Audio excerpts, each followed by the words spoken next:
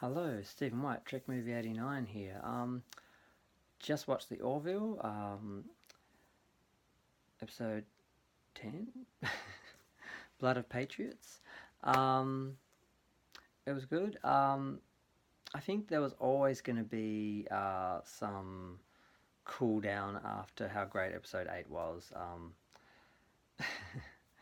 I think that was just so epic that the second part and the next episode, I think we're kind of destined to be a little bit disappointing. I was a little disappointed with part two because I really wanted such a big game-changing, epic sort of ending that changed everything. When we kind of got a little bit of a reset where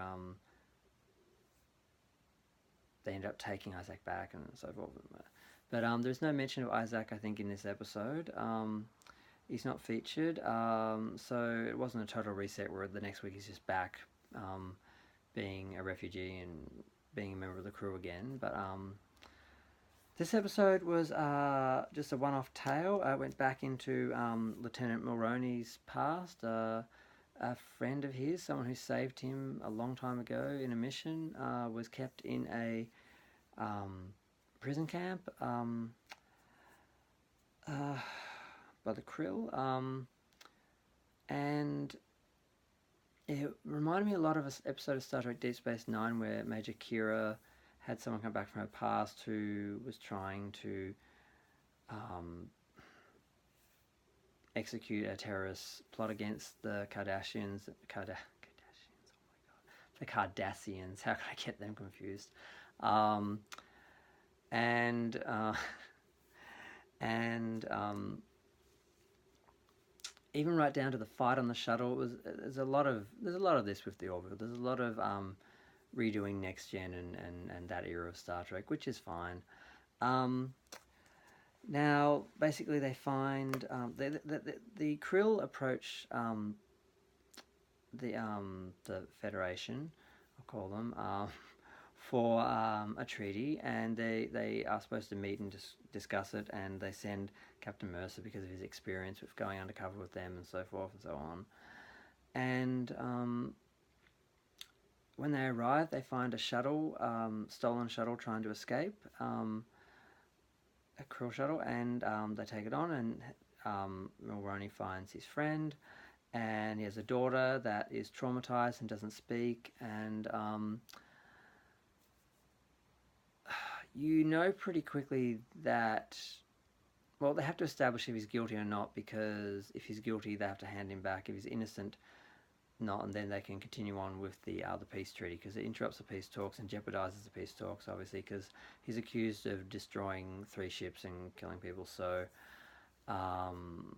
you know pretty quickly that he did it. Fairly early on, he talks about his wife being killed, and obviously his daughter's been traumatized, his life's been destroyed, so he wants revenge. He can't see peace as an option. And of course, he tries to get Malloy to actually get involved. And for a while, you think he's going to, spoilers, he works covertly and lets him think that he's actually joining him and helping him steal a shuttle, and shoots security and all that. And first you think he's just going with it, because I kind of found it plausible that he would get drawn in and do something like that and betray the crew for his friend that he felt guilty about him saving his life, and then him losing his life in a refugee in a prison camp. So, but yeah, they're tracking the shuttle, everything's fine. And eventually he lets him kill himself, basically. He was trying to do a kamikaze mission, and they have a big fight on the ship, which is quite well done for a shuttle for that space. And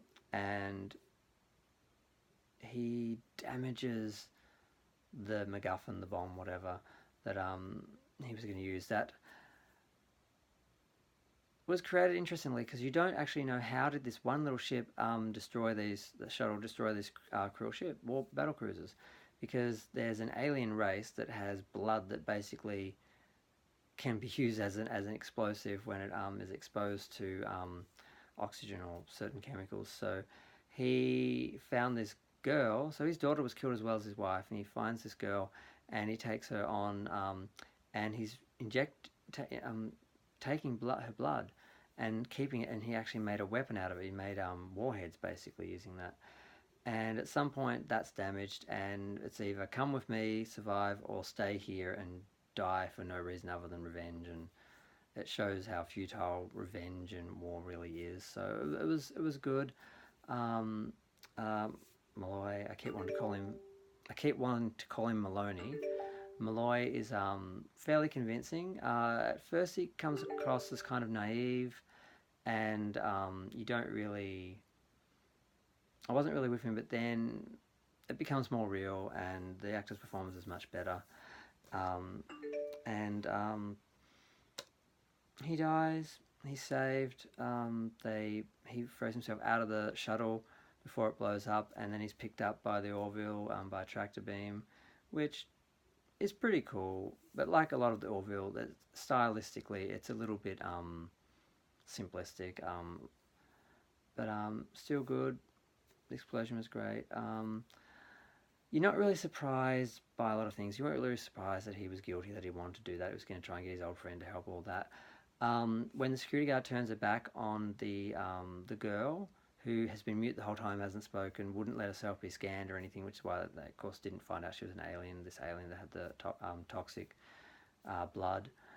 You're not surprised when security turns her back, she attacks her, but I thought it would be more animalistic child sort of attacking someone, a threat, something they're afraid of, they don't understand.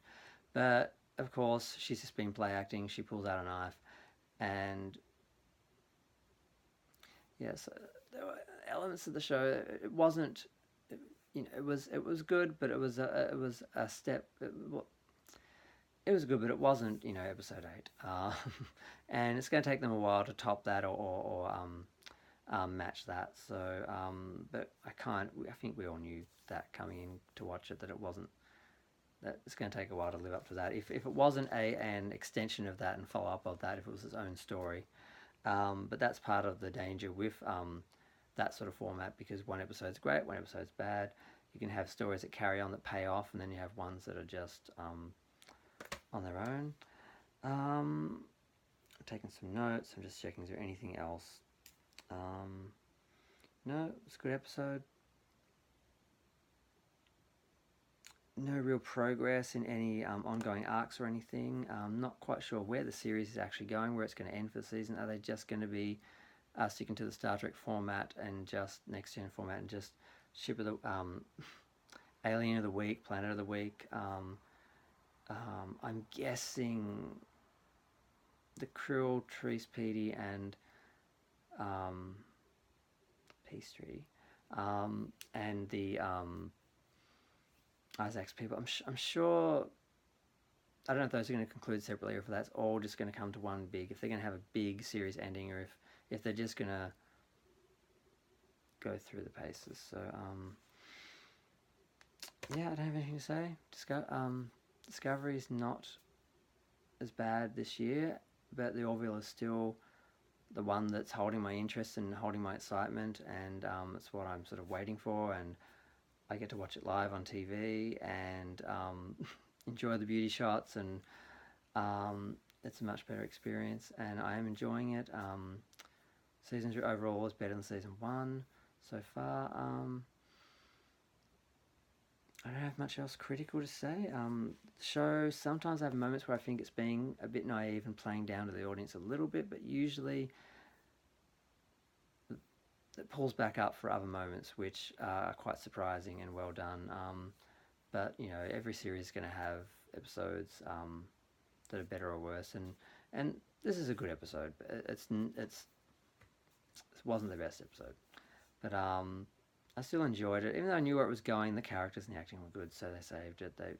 It's a quality show. I don't have anything else to say. Just I hope other people are enjoying it as much as I am, and I hope it goes to third, fourth season. I haven't heard anything about it being renewed or anything. I haven't been following it. I went to Sydney to go to Mardi Gras last week, and I just had my phone, so I was offline pretty much for the week. I couldn't get onto YouTube, so I haven't heard any news besides Luke Perry's death. That's the only entertainment news I really heard about. That and the Gow King interview with R. Kelly, and of course the Michael Jackson documentaries, which I'm going to watch Discovery, then I'm going to watch that, and I'll probably want to do a review of the two-part documentary, and I'll do Orville next. Sorry, I'll do Discovery next. And that's gotten me up to date, and hopefully next week I will have a bit more time to actually do a bit more of a better review of the show.